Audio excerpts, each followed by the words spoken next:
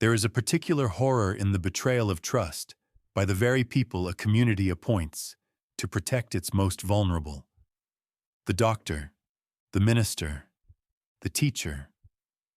We hand them our weakest and most precious, and we ask only that they keep them safe, and almost always they do, which is why the rare exception is so difficult to look at and so easy to bury.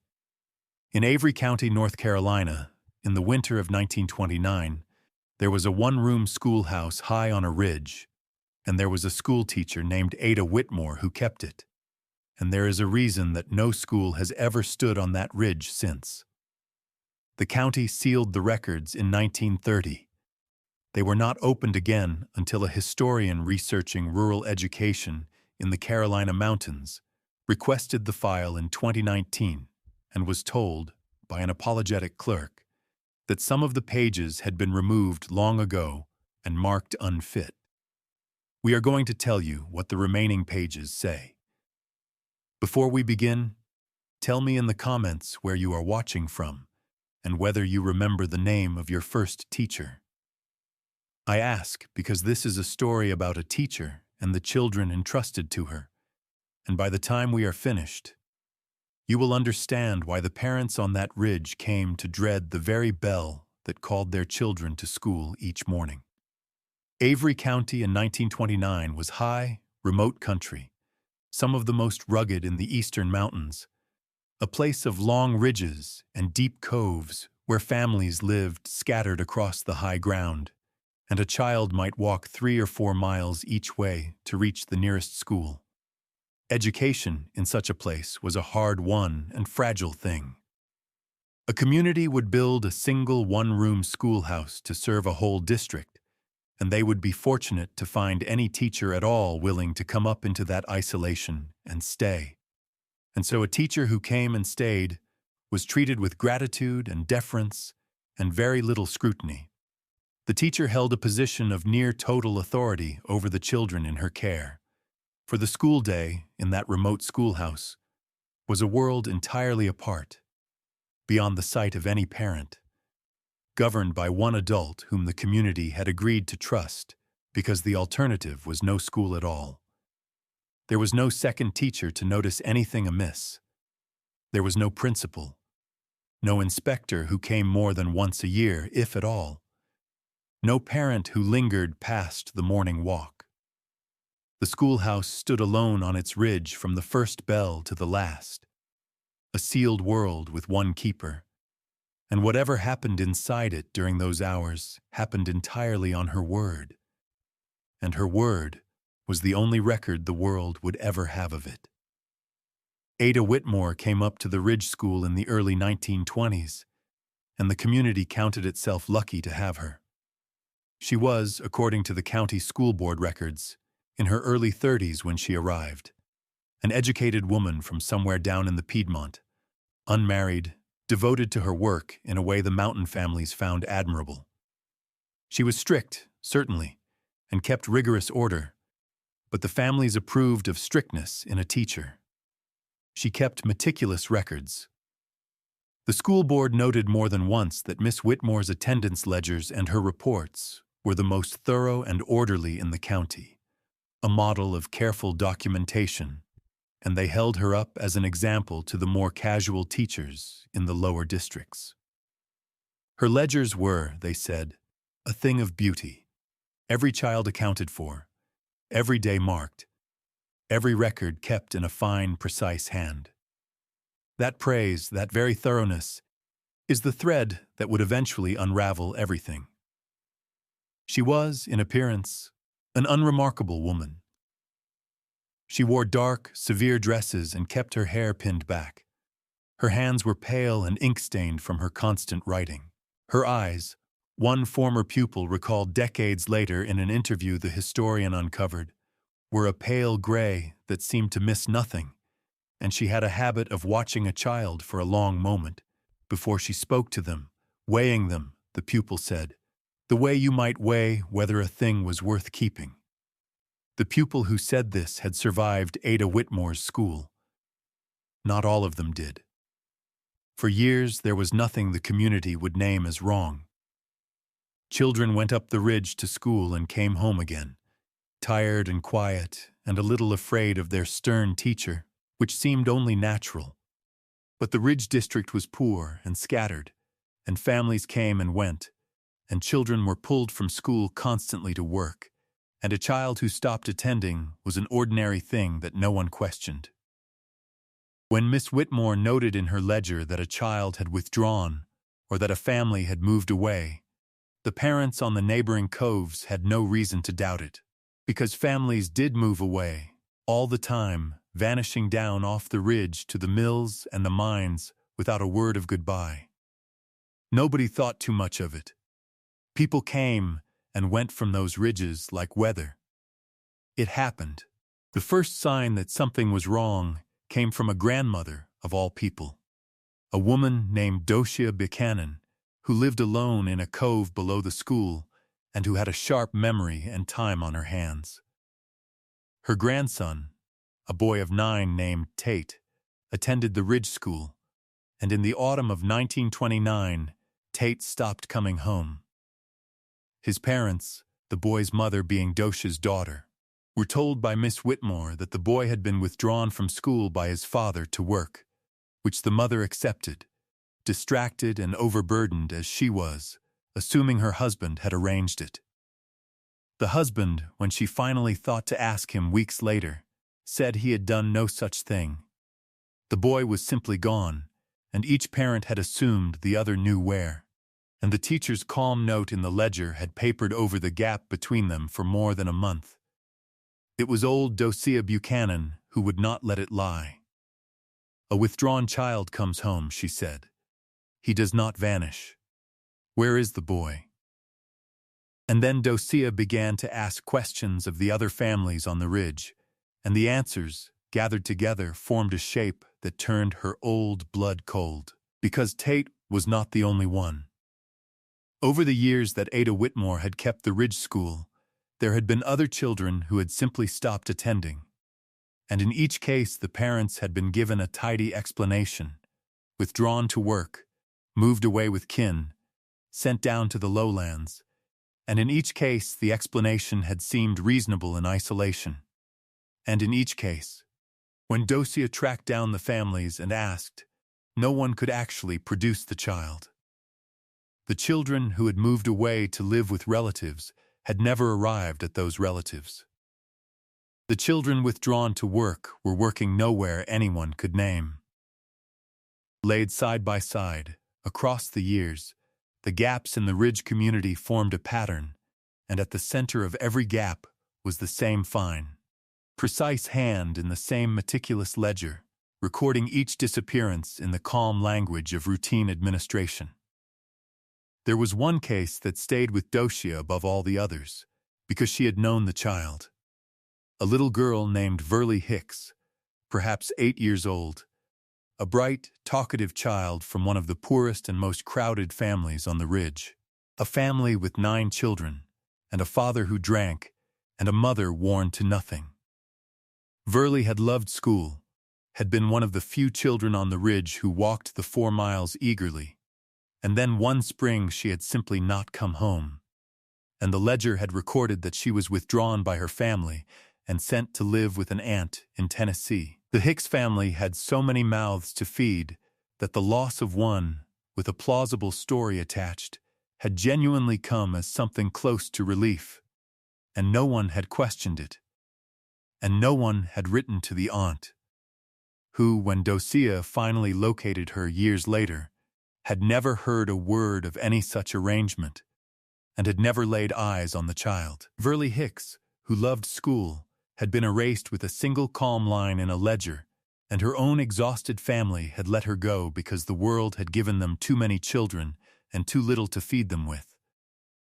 That, Docia understood, was exactly the kind of child Ada Whitmore chose.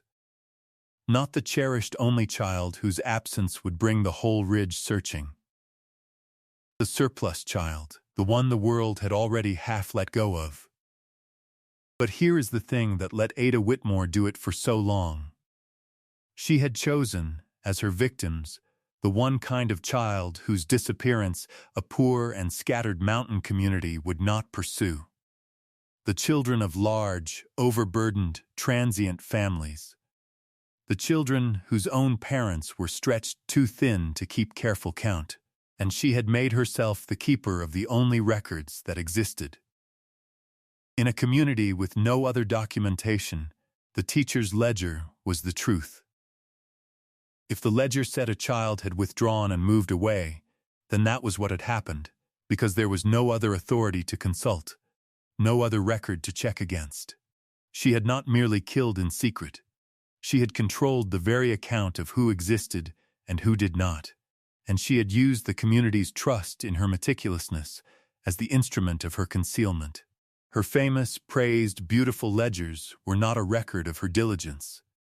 They were a record of her crimes, hidden in plain sight in the language of attendance. The man who finally went up to the Ridge schoolhouse with a warrant was the Avery County Sheriff, a man named Garnet Piatt, 50 years old, who had been pushed into action by old Dosia Buchanan's refusal to be silenced, and by the mounting, undeniable arithmetic she had assembled. In a statement preserved in the surviving file, Piatt wrote that he had gone up the ridge fully expecting to find that the old woman was mistaken, that the children had simply scattered the way ridge children did, and that he would have the unpleasant task of telling a grandmother her grandson was lost to the wide world and not to any crime. He wrote that Ada Whitmore met him at the schoolhouse door with perfect composure, that she invited him in, that she answered his questions about each missing child smoothly, and consulted her ledger to give him the date and the stated reason for each withdrawal. It was the ledger that undid her, he wrote. She was so proud of it, so confident in it, that she handed it to him freely, and as he turned its pages he saw that the withdrawals clustered in a way no honest record would, and that besides certain names, in a smaller hand, in the margin, she had made small marks that corresponded to nothing in the official columns. Tally marks. A private count, kept alongside the public one. Outside, the wind moved through the bare trees on the ridge. The school bell hung silent in its little frame. The mountain had nothing to say. What Piatt found, when he had the schoolhouse floor taken up and the ground beneath the building and the old root cellar dug into, is recorded in the surviving file in language deliberately spare, and the pages that gave the full count are among those later removed and marked unfit. But Piatt's private notebook, which descended through his family and was made available to the historian, gives the number, and it is a number that does not belong in the history of a one-room school. The children Ada Whitmore had recorded as withdrawn, moved away, sent to kin, were beneath the schoolhouse, beneath the very floor where the surviving children had sat each day at their lessons, and the tally marks in the margin of her beautiful ledger matched the count exactly. She had kept two records all along, the public one for the community and the private one for herself, and the private one was the true one. Piatt's notebook dwells, the way these accounts always seem to, on the small, unbearable details rather than the large one. He wrote that the surviving children, on the days he worked the schoolhouse, had to be kept away by their parents, and that some of them, told only that the school was closed, asked when Miss Whitmore would be coming back, because they did not understand and had loved their lessons. He wrote that among the things recovered with the children were their slates and a few of their small possessions, kept, he believed, by Whitmore in the same way she kept the marks in her margin, as a tally, an inventory, a record. And he wrote, in a line he set apart from the rest, that the worst of it was the schoolroom itself, which remained exactly as it had been, the little desks in their rows, the lessons still chalked on the board. A normal, orderly, even cheerful country schoolroom, sitting directly above the thing in the ground. The two of them having coexisted, day after day, for years, separated by nothing but a few boards and one woman's perfect composure. She offered no explanation that anyone could use. When Piat asked her, in the only interview she gave before her death in custody, why she had done it, she answered only with a kind of cold administrative pride that the children she had taken were the ones no one would keep good account of, the surplus children, the ones the world had too many of and too little use for, and that she had simply done the accounting the world was too sentimental to do. She seemed to regard herself not as a murderer, but as a kind of clerk, balancing a ledger that others refused to balance, and the historian who read her words a century later wrote that she had never encountered a colder document in all her research. Ada Whitmore died before any trial, of an illness, in the Avery County Jail in 1930. The county, sickened and ashamed, sealed what it could and removed what it could not bear to keep, and tore down the schoolhouse, and never built another on that ridge. Today the ridge where the school stood is empty. The families long since gone down to the towns, the old school district dissolved and forgotten. There is a clearing where the building was, level and open among the encroaching trees, and the local people, those few who remember any of it, will tell you that the clearing has never grown back over, that the forest stops at its edge and will not cross it.